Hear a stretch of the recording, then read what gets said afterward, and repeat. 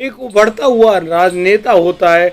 मैं उनको राजनेता कहूँगा क्योंकि वो अभी प्रयास कर रहे हैं राजनीति में आने का।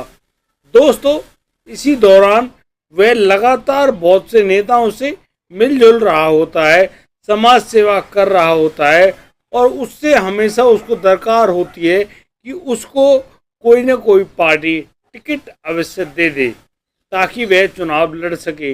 लेकिन अभी तक वह नेता किसी भी पार्टी की नज़र में नहीं आया है।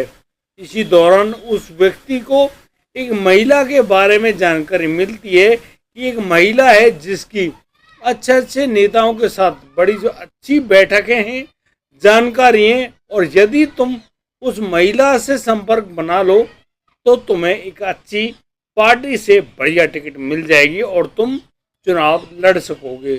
फिर क्या था दोस्तों, वह व्यक्ति उस महिला के पास जाता है, उससे संपर्क जोड़ता है और संपर्क जोड़ने के बाद उसको पता चलता है कि उस महिला ने करीब 4 करोड़ रुपए की मांग करी है एक बड़ी पार्टी से टिकट दिलाने की। और दोस्तों, इसी दौरान वह राजनेता, जो कि नया राजनेता है, 2 करोड़ रुपए उस महिला को दे चुका होता है।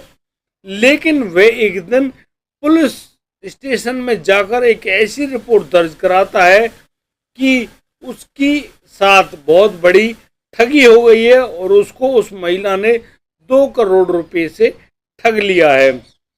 वह महिला अब ना तो उससे बात करती है, ना ही उसका किसी प्रकार से उससे संपर्क हो पाया है। आखिर वह महिला कहाँ गायब हो गई उसके बारे में उसको कोई भी जानकारी नहीं है। लेकिन जब वह उस महिला के फोटो पुलिस को दिखाता है तो वह पुलिस भी हैरान रह जाती है कि वह महिला जो दिखने में बेहद खूबसूरत है, अच्छे अच्छे नेताओं के साथ उसकी बैठक है, अब पुलिस कैसे संपर्क जोड़े उस महिला से।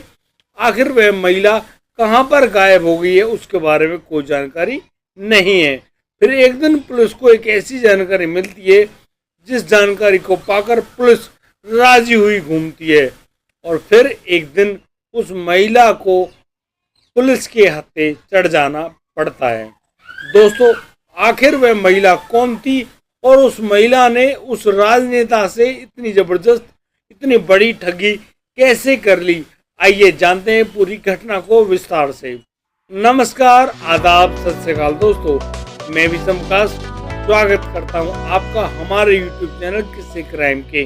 और दोस्तों, पूरी घटना की जानकारी के लिए आप बने रहिए मेरे साथ इस वीडियो में अंत तक। और दोस्तों, यदि आप पहली बार इस चैनल पर आए हैं तो हमारे चैनल को सब्सक्राइब करना बिल्कुल ना भूलें, नोटिफिकेशन बेल को दबाना बिल्कुल ना भूलें।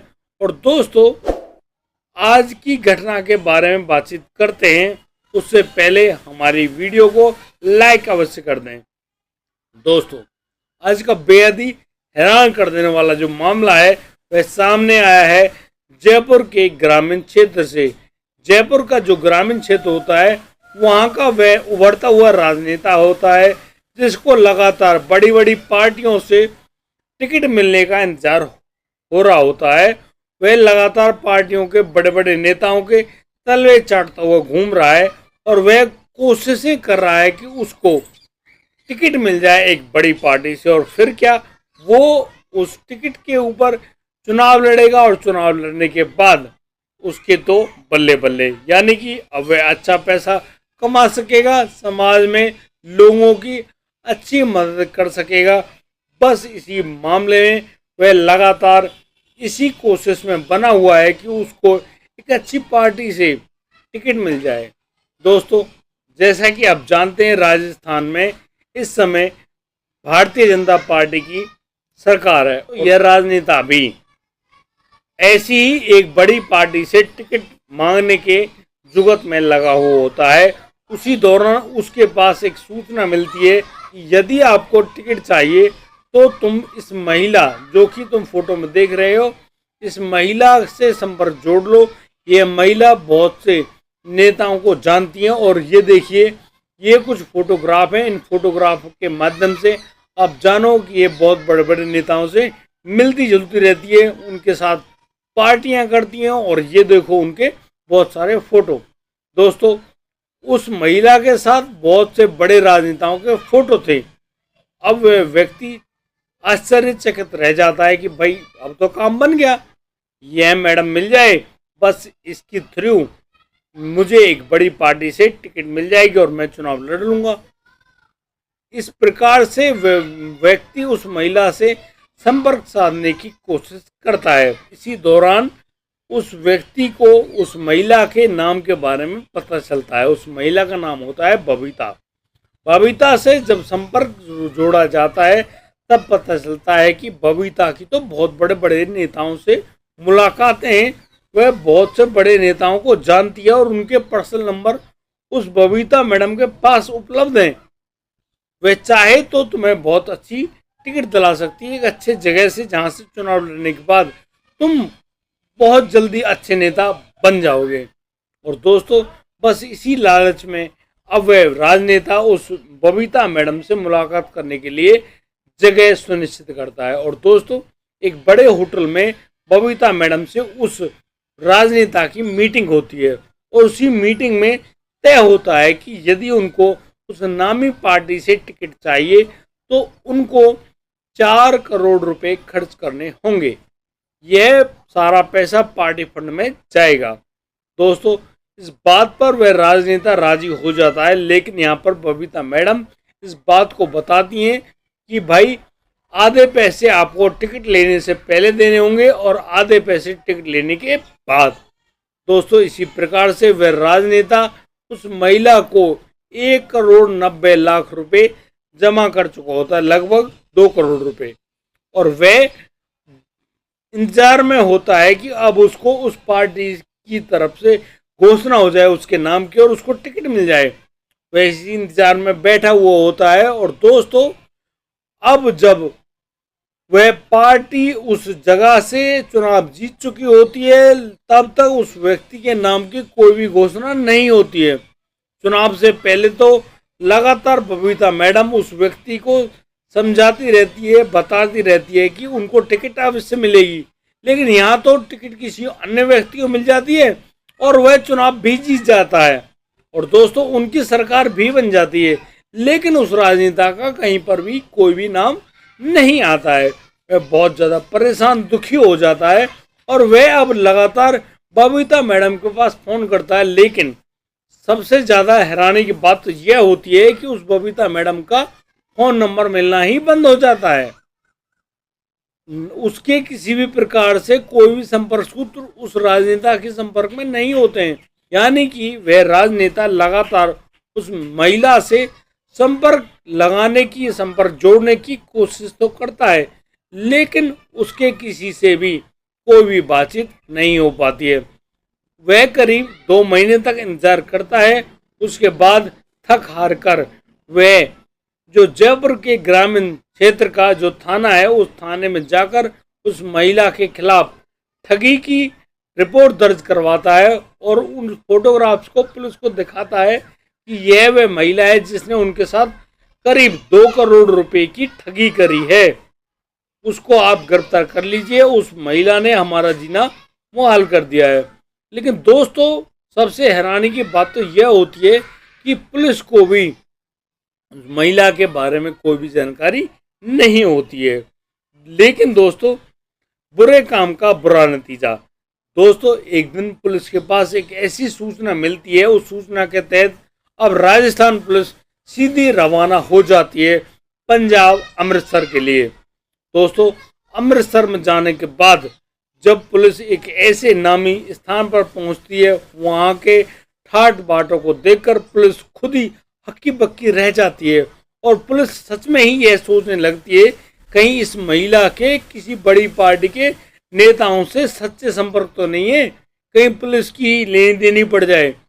दोस्तों, इसी दौरान अब पुलिस उस महिला के बारे में जब जानकारी बटोरती है तो पुलिस को पता चलता है कि इस महिला का तो यह पेशा है। यह महिला कभी कहीं और कभी कहीं, यानी कि उसने पूरे हिंदुस्तान में ऐसा ऑनलाइन ठगी का धंधा बना रखा जिसके तहत वह लाखों करोड़ों रुपए ठगती है और उसी पैसे से उसने इतनी शानदार कोठी बना रखी है, इतनी बड़ी बड़ी गाड़ियां खरीद रखी हैं, इतने पर्सनल सिक्योरिटी ऑफिसर रखे हुए हैं कि कोई भी व्यक्ति उस महिला के बारे में ना तो कुछ जान पाता है और ना ही कुछ समझ पाता है या पूछ पाता है। जब पड़ोसियों द्वारा इस तरह से पुलिस जानकारी जुटाती है तो पुलिस की थोड़ी हिम्मत बढ़ जाती है और अब पुलिस सीधे उस महिला के घर पर एंट्री करने की कोशिश कर रही होती है। लेकिन उस पुलिस टीम को उस महिला के जो पर्सनल सिक्योरिटी गार्ड्स होते हैं वो साफ मना कर देते हैं कि मैडम इस समय घर पर मौजूद नहीं है, जबकि उन पड़ोसियों ने यह बताया था कि वह महिला इस समय घर पर ही मौजूद है। अब पुलिस अपने साथ जो अरेस्ट वारंट लेकर आई थी उसको उन पर्सनल सिक्योरिटी गार्ड्स को और कहा यदि आपने हम लोगों का रास्ता रोका तो पहले हम आपको गिरफ्तार करेंगे। दोस्तों इतनी बात सुनकर वो गार्ड्स अब पुलिस के आगे नहीं आते हैं और पुलिस की टीम अब उस कोठी में दाखिल हो जाती है। दोस्तों जैसे ही पुलिस की टीम आगे बढ़ती है पुलिस को वह बबीता मैडम उसी घर के ड्राइंग रूम में बैठी हुई मिलती है, जो कि लगातार टीवी पर जो न्यूज चैनल्स होते हैं उनको देख रही होती है। दोस्तों पुलिस को देखकर बबीता चौंक जाती है, लेकिन यहाँ पर जो पुलिस है वह काफ़ी सूझबूझ और बड़े शानदार तरीके से उस महिला से बातचीत करती है और पुलिस टीम के अनुसार उस महिला से गुजारिश की जाती है कि आप चलिए राजस्थान में आपका कोई एक बहुत बड़ा जानने वाला व्यक्ति रहता है, वह आपको काफ़ी समय से ढूंढ रहा है। लेकिन यहाँ पर बबीता मैडम साफ मना कर देती है कि उसका कोई भी जानने वाला राजस्थान में मौजूद ही नहीं है, वह तो ऑनलाइन कंपनी चलाती है और उसी के हिसाब से अपना खाना पूर्ति यानी कि पैसे कमाती है। दोस्तों पुलिस यहाँ पर अब अपना सख्त रवैया अपनाती है और उसी जो गिरफ्तारी का जो वारंट होता है उस वारंट को उस बबीता मैडम को दिखाती है और अब बबीता मैडम को अरेस्ट करती है। अब बबीता मैडम के दोनों हाथों में हथकड़ी लगाने के बाद अब पुलिस उसको अपनी जीप में बिठाती है और उसको सीधे लेकर रवाना हो जाती है राजस्थान के जयपुर के उस थाने में। दोस्तों उस थाने में पहुंचने के बाद पुलिस टीम अब उस महिला को उस राजनेता से मिलवाती है। वह राजनेता उस महिला को देखने के बाद बिल्कुल राजी हो जाता है और मान लेता है कि यह वही बबीता है जिसने मेरे साथ ठगी करी है। जब उस बबीता मैडम से और पूछताछ की जाती है तो पहले तो बबीता सारी बातें नहीं बताती है, लेकिन बाद में बबीता अपने ऊपर लगाए गए सभी आरोपों को स्वीकार कर लेती है और वह कहती है कि उसका किसी भी राजनेता से कोई संपर्क नहीं है। वह तो सभी प्रकार की जो फोटोज हैं जो कि ऑनलाइन वायरल हो रखी हैं अन्य नेताओं के साथ, वो तो कंप्यूटर द्वारा जो एडिटिंग की जाती है उसके द्वारा बनाई गई हैं, यानी कि वो सभी फोटो एडिटेड हैं, यानी कि कंप्यूटर से काट छांट करके बनाई गई हैं। वहाँ पर एक भी फोटो सच्चाई में किसी भी राजनेता के साथ मौजूद नहीं है। दोस्तों अब पुलिस उस महिला को गिरफ्तार करते हुए उनको जयपुर के कोर्ट में ले जाया जाता है और उनको जज साहब के सामने पेश किया जाता है। जज साहब भी उस महिला के द्वारा की गई ठगी के मामले में उसको 11 दिन की न्यायिक हिरासत में भेज दी जाती है, यानी कि उसको रिमांड पर लिया जाता है। और अब उससे पुलिस लगातार कबूल करवा रही है कि उसने ऐसे कितने ही व्यक्तियों को ठगा है, उन लोगों के बारे में हमें अवश्य बताए। देखा आपने किस प्रकार एक ठगी करने वाली महिला को आखिरकार जेल की सजा खानी ही पड़ी। आप किसी भी गलत तरीके से यदि इस पैसे को कमाते हैं तो आपको उस पैसे के लिए खामियाजा अवश्य भुगतना पड़ेगा। और दोस्तों बुरे काम का हमेशा बुरा नतीजा ही होता है। दोस्तों आपको हमारी ये वीडियो कैसी लगी हमें यह बताने की अवश्य कृपा करें। और दोस्तों यदि आपको हमारी वीडियो अच्छी लगी है तो आप लोग हमें लाइक करें, कमेंट करें, शेयर करें और हाँ सब्सक्राइब करना बिल्कुल ना भूलें। दोस्तों अब दीजिए मुझे इजाज़त, मिलता हूँ कल रात, लाता हूँ एक नया सनसनीखेज मामला। तब तक के लिए आप बढ़िया रहें, बेहतरीन रहें, अपना और अपने परिवार का बखूबी ख्याल रखते रहें। जय हिंद, जय भारत।